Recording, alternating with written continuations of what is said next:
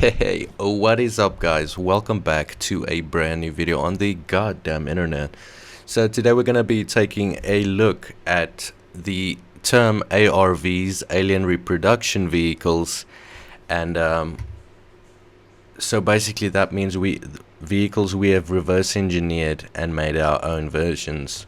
And with the contract that recently, instead of going to Lockheed, went to Boeing. I don't know if you guys have seen this in the news recently, but it's major news. I wonder how this is going to play into the politics concerning these two private companies that are behemoths in the aerospace industry, right? So this has stirred up a lot of drama, a lot of tension, but for the longest time Lockheed has basically had a monopoly on these private contracts for the state. And it's going to be interesting to see how this plays out. So subscribe, notifications on. We're going to be covering all of this as it happens and occurs. So another thing we're going to be looking into is Danny Sheehan and what he has to say about Jake Barber, guys. It's our favorite fucking barber, right? So we're going to be checking this out. Stay till the end. The best parts are there as always. And without further ado, let's watch. One of the videos that you promoted in your newsletter had to do with something called ARVs, alien reproduction vehicles. And the implication was that these private corporations that the government has entrusted with captured UFOs have been able to create vehicles that simulate what the UFOs are like. And some of these supposedly have been capable of flying, capable of leaving the atmosphere, maybe even capable of traveling at close to light speeds. And when Jake Barber gave his lengthy interview, I had the impression that most of the work he was doing in the program was involving retrieving captured vehicles that were actually manufactured by humans, experimental vehicles that might crash. I think that's true. I think that is true. You know, they have a range. He talks about working on the range where they're going out to retrieve these things if they fall down. You know, that's a very specific, restricted kind of activity that they're engaged in. Guys, so with all being said, right, what do you think lifting the veil means, really, though? Like, what it actually means. Like, are these things flying in the air that are taken down over the base, right? Are these things we can't see within our light spectrum? Is this like we can only interact and observe with a small part of reality? I mean, that's what science says, right? But like, where the fuck is it? Like, where's our blind spots? Like, what aren't we picking up? Like, even our eyes like flash at certain objects and then it makes this picture. If you go check out a video about how the eyes actually work, I recently did, and it's just fucking weird how we actually work and we don't realize, we just perceive how things appear to us.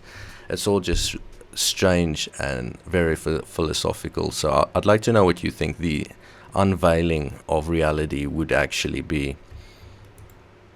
And I've had long discussions for the 20 years that I was general counsel for the Disclosure Project with Stephen Greer.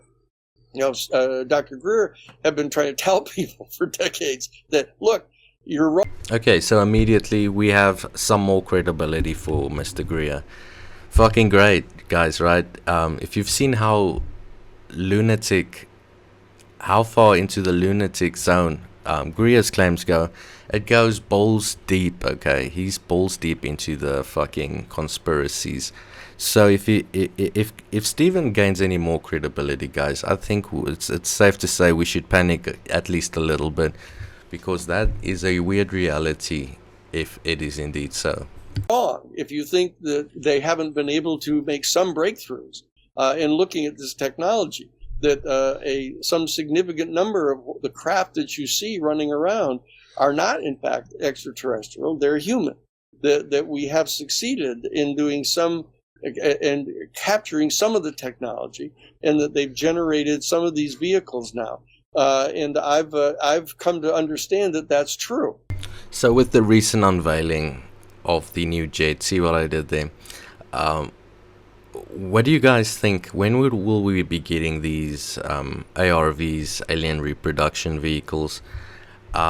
Maybe the US brings its first version out, then China, Russia might come out with a little one. Maybe fucking Germany comes out with their motherfucking bell. You know, that old story about the flying bell that was in a UAP. And the Nazis made their own version ARV that was... it has a name in the law of this conspiracy theory, but it's all fucking really interesting. All this stuff coming together, turning out to be an exciting year, and we're going to be covering all of it. Subscribe notifications on. You know, I at the very beginning, I was being told that, oh no, they don't really know how to handle this. They can't, their consciousness can't function. They can't make the machines work or anything like that. It's clear that they've jury rigged, I think, some of the technology, and so that they can operate it more or less like a prosaic vehicle, even though it has some extraordinary capacities. Now, the other problem is, of course, that the fact that these vehicles are run by telepathic communication on the part of the pilot, that they were in fact having substantial difficulties in having the trained pilots that they have in the Air Force, for example, and in the Navy, that somehow they weren't capable of the kind of consciousness that was necessary to communicate and navigate these craft. And so what they did is they went out and they started trying to recruit people. As you point out, that they've actually gone and tried to find children who demonstrate these kind of psychic capabilities, and that they began a sub-program of psionics.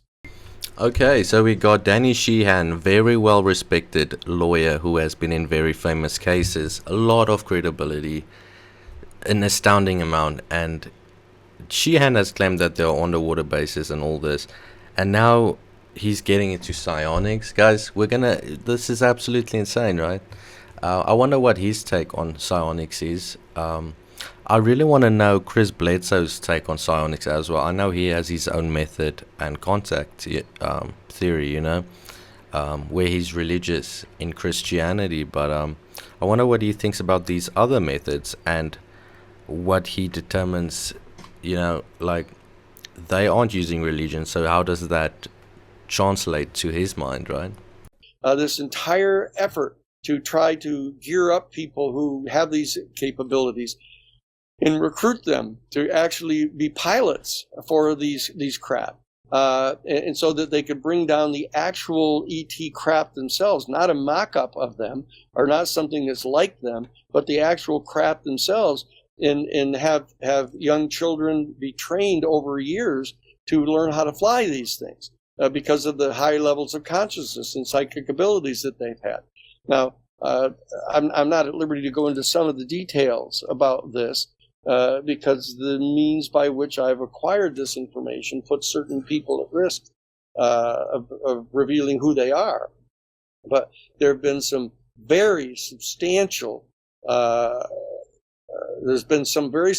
misconduct involved in working with these children and trying to train them to fly these craft. And there have been some substantial misconduct with regard to the way they've treated the occupants of these craft, to the point of capturing them, killing them, subjecting them to all kinds of coercive activities. You know, and our New Paradigm Institute is working with people in the Justice Department. Now, the Federal Justice Department, to try to bring about a major investigation to determine what some of those activities have been, so that we can purge those activities from the present system that they're working with. This is a challenge. The program began by trying to find younger children here inside the United States who were actually, interestingly, children of people in the military and in the intelligence community. They were trying to keep it in the family because of the security of the programs. And so that they were approaching the people that were involved in our military and in our intelligence community when they had children that seemed to be particularly gifted in this area. And they recruited them to come into the program. and provide special training and stuff for them. And then it began apparently to expand out beyond that to other people in the United States, because they had some sense that if they confined their program to just people inside the United States, that it would be harder for the Chinese and Russians to realize we were doing it. A little naive, in my opinion.